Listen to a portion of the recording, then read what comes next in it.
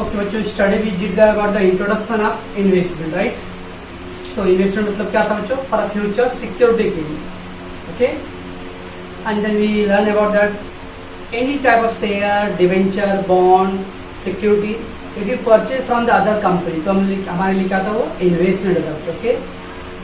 कोई भी शेयर दूसरे कंपनी का है तो हमारे लिए इन्वेस्टमेंट। अगर खुद की कंपनी का शेयर है बच्चों, कैपिटल, शेयर कैपिटल, ओके।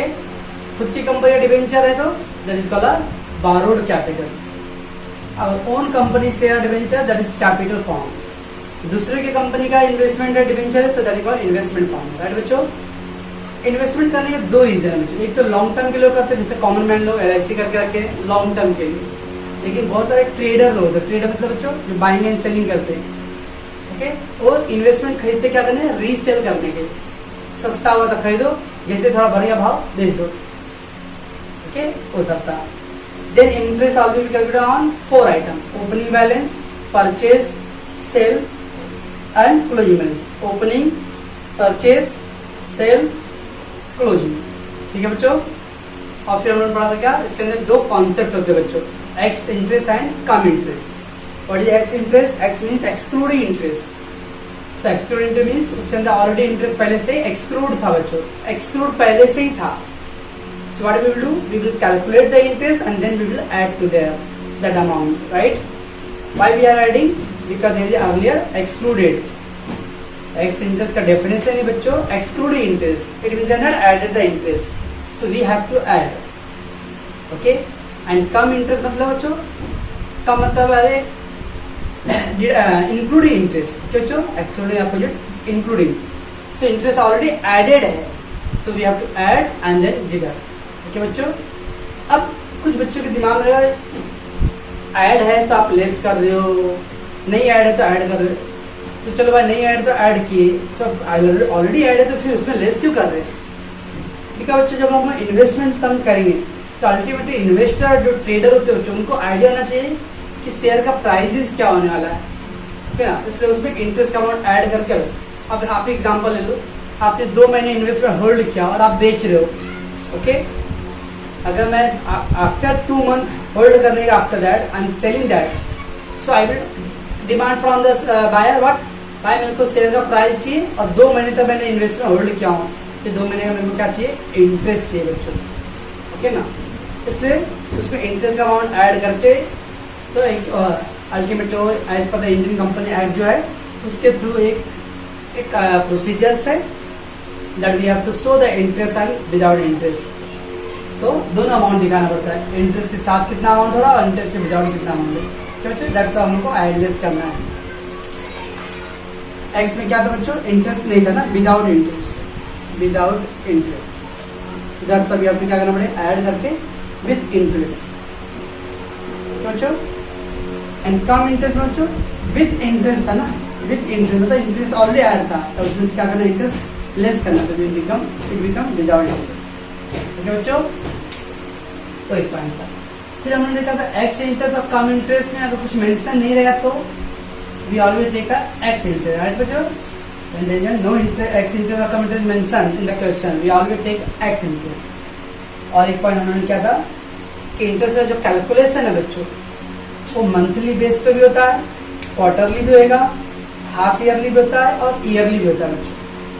करने को तो बहुत कुछ हो सकता है, लेकिन जो मंथली है, हर महीने मैंने इंटरेस्ट कैलकुलेट करें, प्रैक्टिकली नॉट अप्लाई होता बच्चों। कौन करते बड़े हर महीने इंटरेस्ट कैलकुलेट?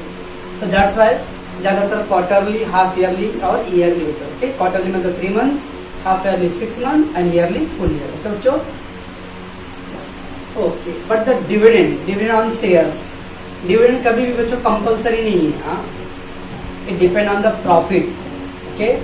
आप सुप्रीम कोर्ट में जाके बोलोगे कि भाई 10 साल से मेरे को शेयर पर डिविडेंड नहीं दे रहा है, सुप्रीम कोर्ट में सॉरी सर, शेयर का डेफिनेशन याद है कुछ? जो एसपी स्टूडेंट रहेंगे, ओके, तो शेयर पे डिविडेंड फ्लक्चुएट होते रहते हैं, प्रॉफिट पे बेच दे। If company getting more profit then you will dividend, right बच्चों। तो अप टू दैट हमने कल किया, राइट।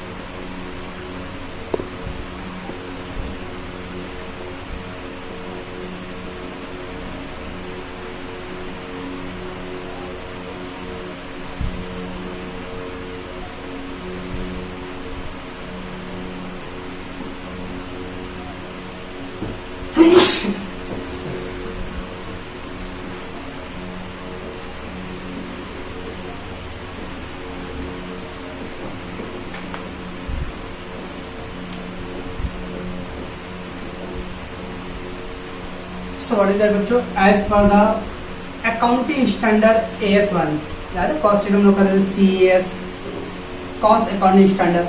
अगर फाइनेंस में बच्चों अकाउंटिंग स्टैंडर्ड AS11 है, इन्वेस्टमेंट के लिए कौन सा स्टैंडर्ड है, AS11। All guidelines and procedure, guidelines का रूल्स एंड रेगुलेशन और procedure of dealing the investment, investment कैसे डील करना है।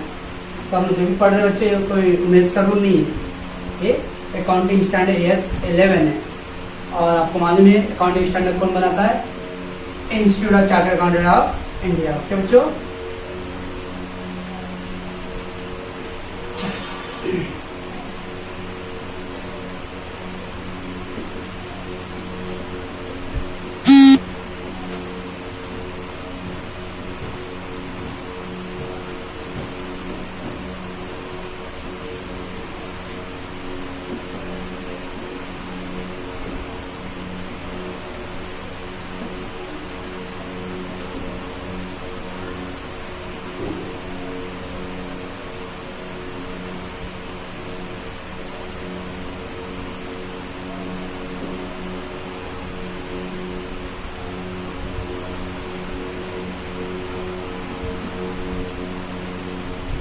so as per the AS11 we have to show the price of investment with interest and without interest बच्चों, with interest and without interest, okay।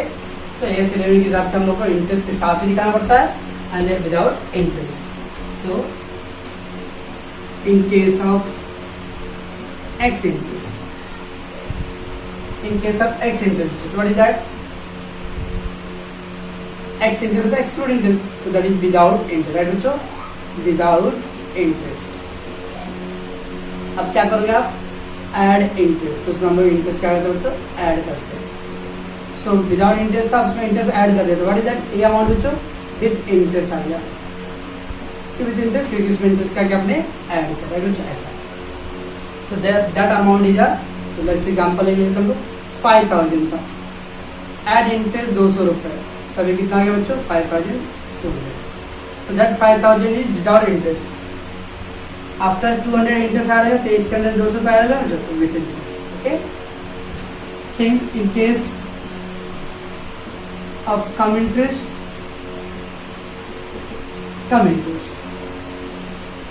Example 5000 cum interest with interest है ना, including interest that is called. अब इसके अंदर interest already add है, क्या करना पड़ेगा इसमें से, लेस इंटरेस्ट। से एग्जाम्पल इंटरेस्ट 300 है, तो कितना आएगा बच्चों, 4700, दैट इज विदाउट इंटरेस्ट।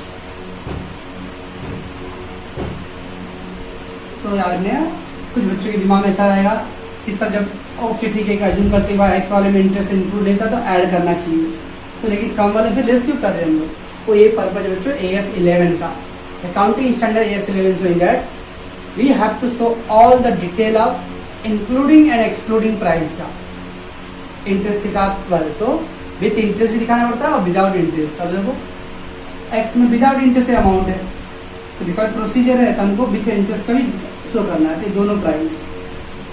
अब जो इन्वेस्टर होता है बच्चों उसका आइडिया था, हाँ भाई अगर इंटरेस्ट के साथ में तो कितना अमाउंट है, 5200 है, विदाउट इंटरेस्ट तो कितना है, 5000। तो इसमें क्या है, चीटिंग या फ्रॉड होने के चांसेस कम है। समटाइम क्या आता है, इंटरेस्ट में ऐड नहीं है, फिर भी वो फोर्स करता है, इंटरेस्ट ऑलरेडी ऐड है उसके अंदर, okay. In case of cum interest तो इसके अंदर इंटरेस्ट ऑलरेडी ऐड है, तो उसमें से इंटरेस्ट लेस करना पड़ेगा, दैट इज विदाउट इंटरेस्ट। तो दोनों पॉलिसी है, ठीक है बच्चों।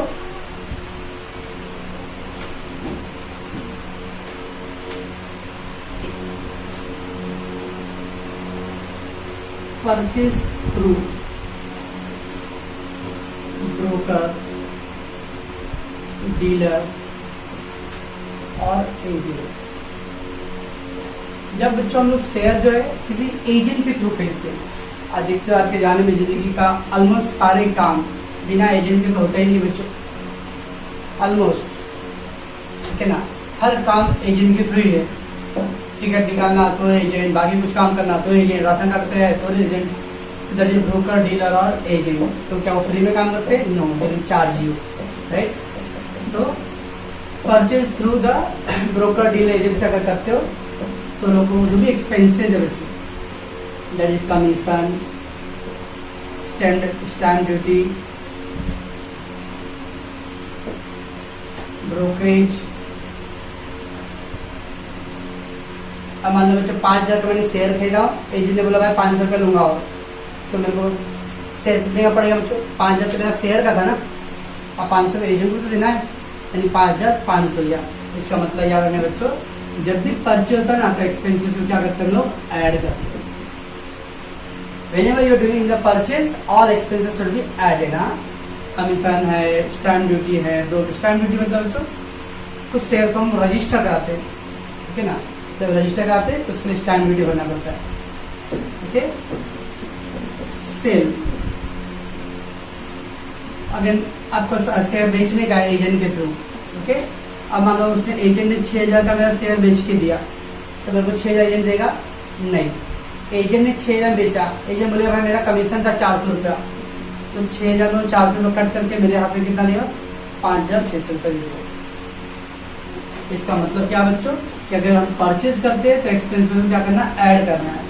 अगर सेल करते थ्रू एजेंट के थ्रू, तो जो भी कमीशन है, स्टैम्प ड्यूटी है, ब्रोकरेज है, एक्सपेंसेस, इसको हम लोग क्या करेंगे, लेस करेंगे। यानी परचेज और एक्सपेंसेस ऐड करना है। वाई? बिकॉज शेयर का price plus expensive you have to pay. Sale के टाइम में बच्चों सेल तो हो गया, एजेंट ने किया, लेकिन एजेंट क्या करे, उस प्राइस में से क्या करे, अपना वो कमीशन माइनस करके बाकी अमाउंट मेरे को हैंड ओवर करेगा।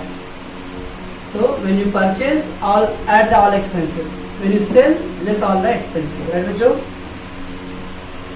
So already given in the notes, the expenses like the brokerage, fees, stamp, commission, etc. should be added when the purchase, and when sell, it should be deducted. तो बच्चों second point बच्चों, कभी कभी ऐसा दिया है brokerage commission जो है परसेंटेज में दिया है बच्चों, 2% कमीशन, 3% कमीशन। अब ये 2% 3% कमीशन जो परसेंटेज फॉर्म में दिया रहा है तो कैलकुलेट किस पे करेंगे? तो कभी भी जो कमीशन ब्रोकरेज दिया है परसेंटेज फॉर्म में, तो ऑलवेज भी कम इंटरेस्ट का जो अमाउंट रहेगा बच्चों उसमें करना है। Whenever the percentage given the brokerage commission का, तो परसेंटेज किस पे कैलकुलेट करना है, ऑलवेज भी cum interest amount, cum interest amount. Okay, so calculate all the commission brokerage in the percentage form with the help of amount cum interest. जो cum interest का amount है उसके ऊपर इंटरेस्ट निकालना है। Okay, if the expense is given the percentage form and nothing mentioned in the question, then always calculate with the come interest amount।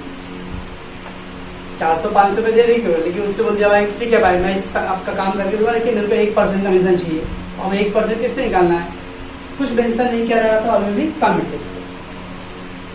If mention given वो accordingly, नहीं कुछ दिया है calculate on cum interest amount. तो बच्चों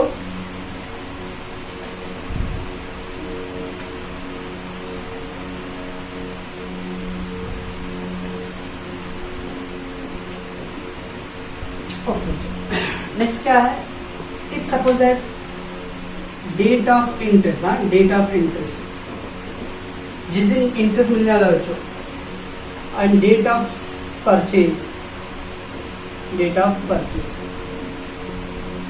और date of interest और date of sale. तो कल जिस दिन इंटरेस्ट मिलना था बच्चों उसी दिन परचेज कर दो, जिस दिन इंटरेस्ट मिलना था उस दिन आपने सेल किया। ऐसा केस कभी भी आना तो बच्चों इंटरेस्ट का कैलकुलेशन लास्ट में करना है, इंटरेस्ट कैलकुलेटेड लास्ट। मैं क्या बोल रहा हूँ, आप सपोज 10 जनवरी 2020 को आपने परचेज किया और कंपनी भी 10 जनवरी 2020 को इंटरेस्ट भी दे रहा है, बच्चों तो परचेज का डेट और इंटरेस्ट का दोनों सेम आ रहा है, तो हमें सारे ने पहले परचेज करना है and then we will do the interest मतलब लास्ट। सेम 31 मार्च 2020 को आपने सेल किया और 31 मार्च 2020 को कंपनी आपको इंटरेस्ट भी दे रहा है, तो जब भी परचेज और इंटरेस्ट, सेल और इंटरेस्ट का अगर डेट सेम आता है तो इंटरेस्ट का कैलकुलेशन हमेशा लास्ट में करते हैं, पहले परचेज सेल करो बाद में इंटरेस्ट करो। ओके बच्चों, so the two transaction like purchase interest, sell interest take place on the same date, then interest calculated last, right बच्चों? One more thing, date of interest and date of conversion। कुछ याद है जो conversion है sir BCom में, shares को debenture में convert करना है, डिवेंचर को शेयर्स में कन्वर्ट करना है, तो याद है कुछ ऐसा बीकॉम अकाउंट 1 में? यस। तो date of conversion means shares को कन्वर्ट करना है, share converted into debenture, debenture converted into shares. हाँ, अब मान लो अगर डेट ऑफ इंटरेस्ट और डेट ऑफ कन्वर्जन दोनों सेम है, दोनों एक ही दिन पे आ रहा है, तो क्या करेंगे? Interest will be first. बड़ा समझा? परचेज के साथ इंटरेस्ट, सेल के साथ इंटरेस्ट आ रहा है तो इंटरेस्ट लास्ट, कन्वर्जन और इंटरेस्ट का रेट सेम आ रहा है तो इंटरेस्ट फर्स्ट। इतना आईपी, आईएस, आई लास्ट में ये क्या बचा? IP interest and purchase, IS interest and sale तो इंटरेस्ट लास्ट में था, आईसी इंटरेस्ट एंड कन्वर्जन तो interest will be first. Okay बच्चों, ये सब कुछ रूल्स है।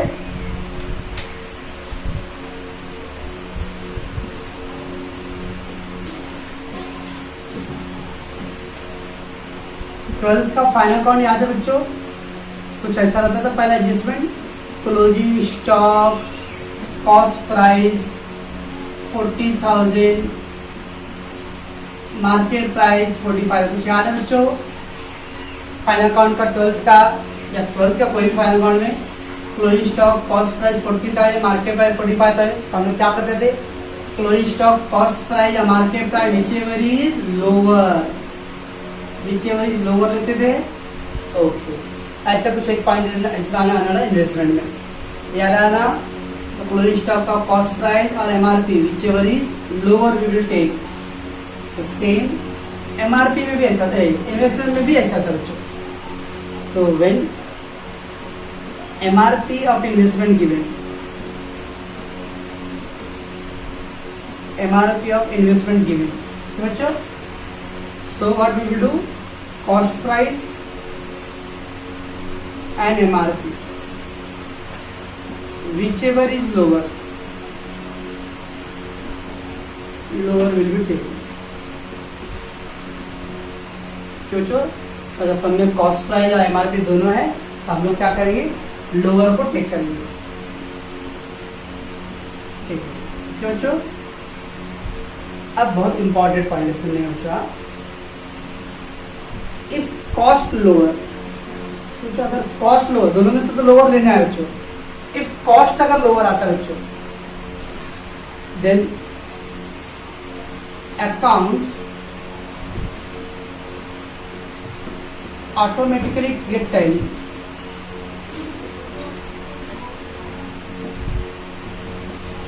अगर कॉस्ट लोअर है बच्चों तो आपका अकाउंट जो है वो ऑटोमेटिकली क्या हो जाएगा? टैली हो जाएगा। बट इफ एमआरपी लोअर आ गया बच्चों, एमआरपी लोअर आया, then account will show difference, then account will show difference.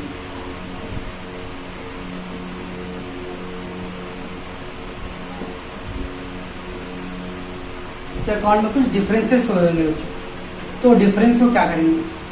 Such difference will be adjusted in profit and loss account। बराबर सुनो बच्चों, मान लो ये मेरा अकाउंट है, right, this my investment account. Okay, अब सपोज कॉस्ट प्राइस है 40,000 और एमआरपी है 42,000। कौन सा लूँ बच्चों? कॉस्ट प्राइस 40 है, एमआरपी 42, तो क्या करेंगे हम लोग? कॉस्ट लेंगे, ठीक, लोअर है। और अगर कॉस्ट लोअर लेंगे बच्चों तो आपका जो अकाउंट है ना, दोनों क्या आएगा? टैली हो जाएगा। If cost lower than account will be automatically get tally. Problem कहाँ पे? कॉस्ट 40,000 है और एमआरपी 38 है बच्चों,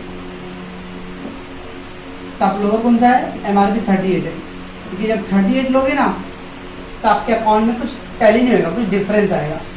और वो डिफरेंस मतलब अगर 1,000 रुपये का डिफरेंस आ गया बच्चों, मान लेते एग्जाम्पल, वो डिफरेंस को कहाँ डालना है?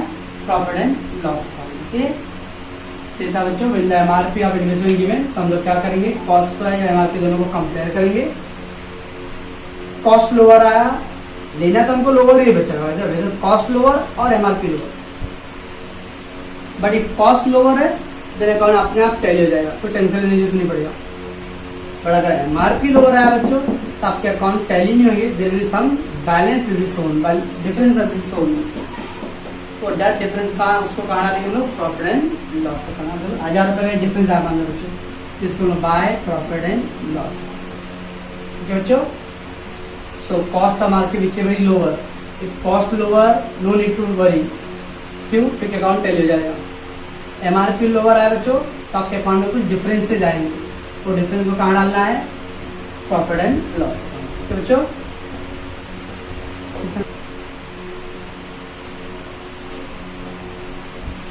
Cell of investment,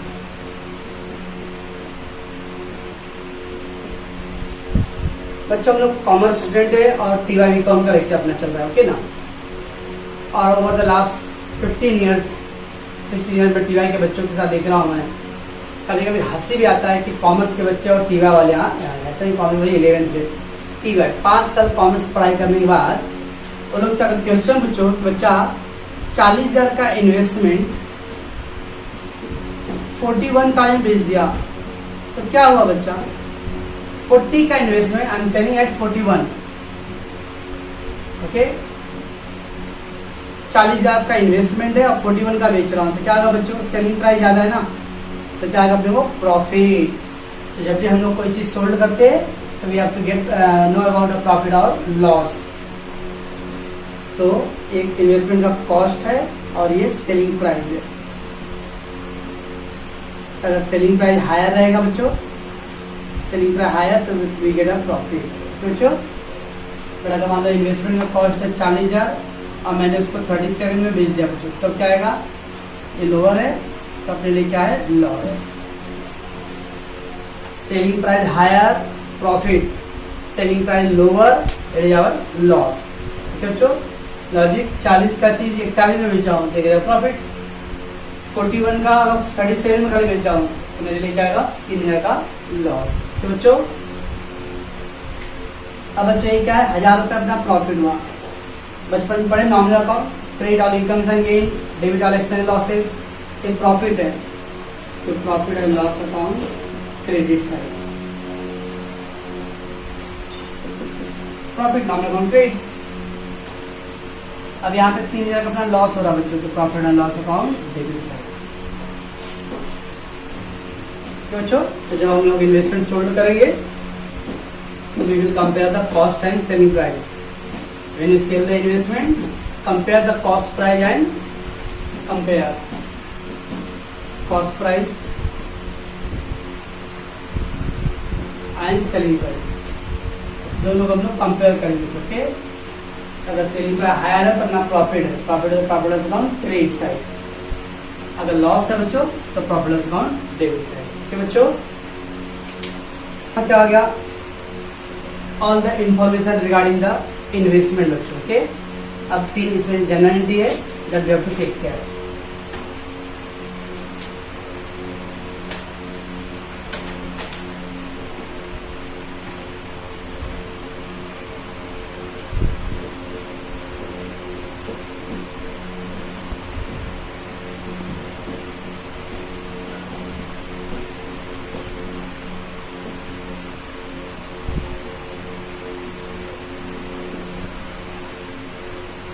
purchase of investment बच्चों, purchase of investment, what is purchase, investment, what is coming in, investment, तो इन्वेस्टमेंट अकाउंट डेबिट है कमिंग बच्चों, इन्वेस्टमेंट अकाउंट डेबिट। और what is going out, cash, तो कैश गोइंग अकाउंट राइट बच्चों। और इतना हमने इन्वेस्टमेंट खरीदा तो इन्वेस्टमेंट आ रहा है और कैश जा रहा है, तो investment account debit to cash, ठीक है। ओके, अभी हम लोग पढ़े थे कम इंटरेस्ट एक्स इंटरेस्ट बच्चों।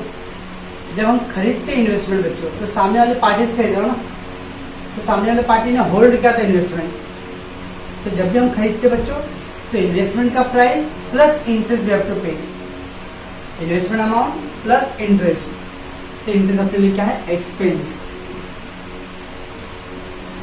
इंटरेस्ट अकाउंट बच्चों। Okay, how to write amount, investment हमेशा एक्स इंटरेस्ट का अमाउंट और इंटरेस्ट अमाउंट, और कैश में हमेशा कम इंटरेस्ट। क्या मतलब कम, दोनों को ऐड करें ना, तो कैश में हमेशा कम इंटरेस्ट का अमाउंट देना total x interest. So when we purchase, we have to pay investment amount and interest amount. कभी हम इन्वेस्टमेंट खरीदते किसी पार्टी से, ओके, तो उसको हम लोगों को इन्वेस्टमेंट का प्राइस भी देना पड़ेगा और प्लस पार्टी ने जितने महीने तक होल्ड किया रहेगा इन्वेस्टमेंट उसका इंटरेस्ट भी देना पड़ता है बच्चों. Okay, so interest plus amount, investment amount. ठीक बच्चों. सेकेंड एंट्री है सेल का, सेल ऑफ इन्वेस्टमेंट. आप खुद सोचो, परचेज किया तो इन्वेस्टमेंट आ रहा था, कैश गया ना. अब बेच रहा था क्या होगा बच्चों, बेच रहा था क्या होगा, इन्वेस्टमेंट बेच रहा तो कैश आएगा, इन्वेस्टमेंट जाएगा. तो cash bank account debit to investment. आप खुद लॉजिक अप्लाई करो. खरीदते समय मुझे इंटरेस्ट देना है, ऐसा रहेगा. खरीदूंगा तो भी इंटरेस्ट दूंगा मैं, बेचूंगा तो भी इंटरेस्ट मैं दूंगा. क्यों भाई, एक लॉजिक रहेगा ना. खरीदते के टाइम अगर मैं इंटरेस्ट दे रहा हूँ तो बेचने टाइम इंटरेस्ट लूंगा ना मैं. तो ना हम सेल कर रहा हूँ तो अपने को इंटरेस्ट रिसीव होगा बच्चों. तो इंटरेस्ट रिसीव बच्चों. अगेन कैश में कौन सा अमाउंट लिखे बच्चों हम लोग, cum interest. Investment ex interest और इसके अंदर इंटरेस्ट बच्चों. तो परचेस सेल का डिजिट अपोजिट हो गया है. इंटरेस्ट ऑन इन्वेस्टमेंट सेल, तो cash bank account debit, cum interest amount to investment and to interest receive. तो बच्चों एंड फाइनली थर्ड बच्चों इंटरेस्ट. समटाइम मेरे को नहीं बेचना है, मार्केट में अच्छा प्राइस नहीं मिला था, वेट. ओके, तो कंपनी मेरे को क्या देता है बच्चों, इंटरेस्ट देता है. If I hold, interest receive.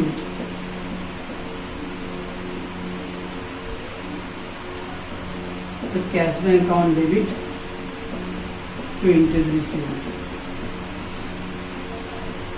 Okay, तो पहले 3 इंटरेस्ट था बच्चों, पहले 3 ही इंटरेस्ट अपने सिलेबस में है.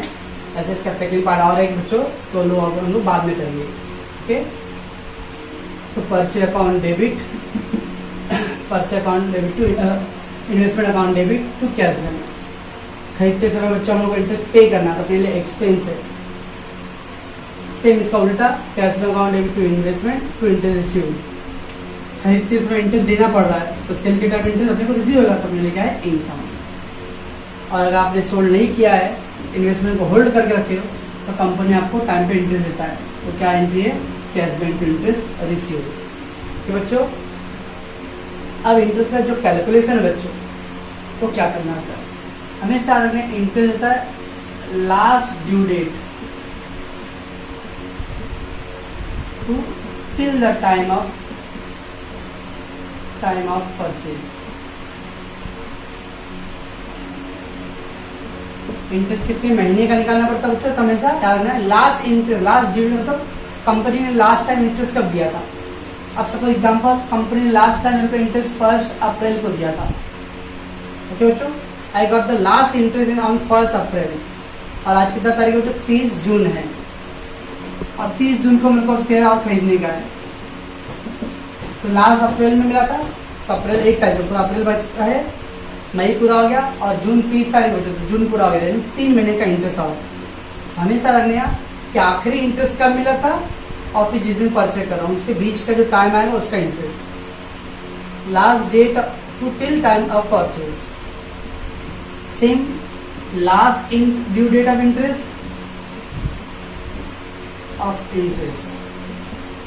To till the time of cell.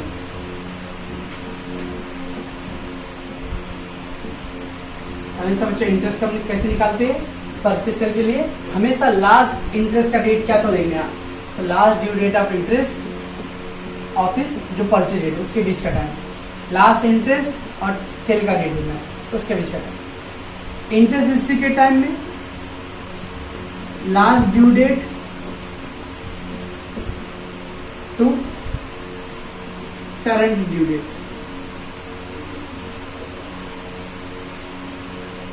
और इसको बोलते हैं word face value into percentage into full period. Full period तो बच्चों क्वार्टरली है तो कितना महीना आएगा 3 महीना, हाफ ईयरली है तो 6 मंथ, ईयरली है तो 1 year, that is full period. Okay, बस 3 गिनती है बच्चों। परचेज के लिए investment account debit, interest debit to cash bank. Interest debit क्यों होता है? बिकॉज अलॉन्ग विथ परचेज, तो परचेज का अमाउंट प्लस इंटरेस्ट का amount you have to pay. Sale इसका उल्टा हो जाएगा, और इंटरेस्ट कंपनी गिवन बाय तो कैश बैंक इंटरेस्ट रिसीव। याद रखना परचेज सेल के टाइम में हमेशा लास्ट इंटरेस्ट कब आपने निकाला था, तो लास्ट इंटरेस्ट जब मिला रहेगा वो डेट से काउंट करके जिस दिन आपने परचेज सेल किया वो डेट तक का इंटरेस्ट निकालो। वो सब हम लोग सब में करेंगे दोनों, आप खाली इतना करो, अभी इंटरेस्ट एंट्री रेडी करना है। ओके, और इंटरेस्ट के टाइम में ऑब्वियसली मैंने बताया था आपको कल कि इंटरेस्ट हमेशा फेस वैल्यू आता है, तो face value into percentage into full period. अब फुल पीरियड मीन अगर सम रहेगा क्वार्टरली का तो कितना लेंगे बच्चों 3 महीना, सम रहेगा हाफ ईयरली तो कितना लेंगे हम लोग 6 महीना। ठीक है बच्चों, एक था इन्वेस्टमेंट का आधा थियरी हुआ बच्चों के, इससे रिलेटेड ज़्यादातर सम 90% चांस है इससे रिलेटेड सम रहेगा। कुछ सम होता है जहाँ पे बोनस शेयर, राइट इशू, सुनो कभी bonus share right issue share का, उससे रिलेटेड सम भी रहेगा। इसको थोड़ा लेंदी पड़ता है, तो हम लोग फिजिकली जब अपेयर करेंगे तब करेंगे। ठीक है बच्चों, आज मैं एक स्टॉप कर रहा हूँ, और मैं आज टैक्स का थ्योरी नहीं दे रहा बच्चों, क्योंकि शायद 2-3 दिन आप लोगों का वर्कलोड ज़्यादा हो गया है, तो उसको आप कंप्लीट करोगे। Okay, tomorrow we will do that all things.